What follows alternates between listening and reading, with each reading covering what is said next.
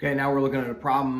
The numbers might look a little bit bigger and there's a little bit of a wrinkle here, but we can adapt and we can adjust, okay? So I'm gonna scan again to look for the coefficients. When I see a coefficient greater than 1, I don't like it. So 2x, that's not easy to solve for here. The 3x, it wouldn't be easy to solve for. The 4y wouldn't be easy to solve for. And the negative 1y is our best option here.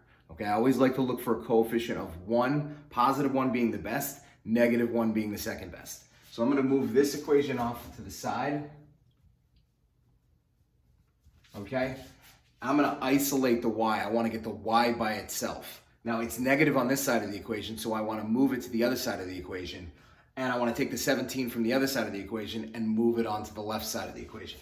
So I'm going to zero out the 17 and I'll subtract from both sides.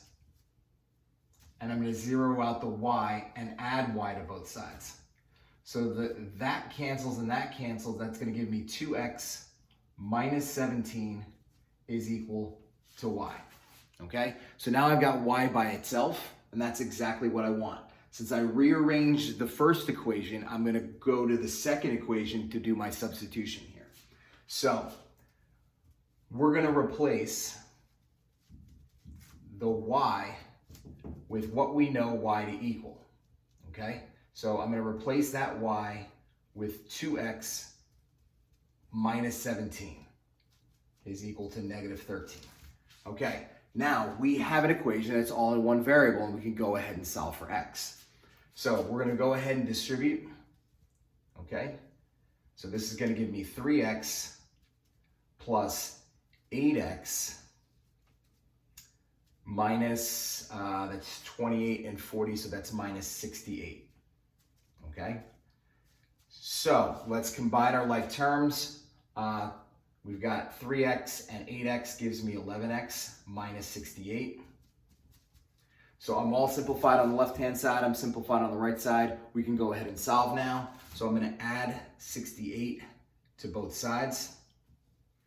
Okay, so we're going to get 68 minus 13 is 55.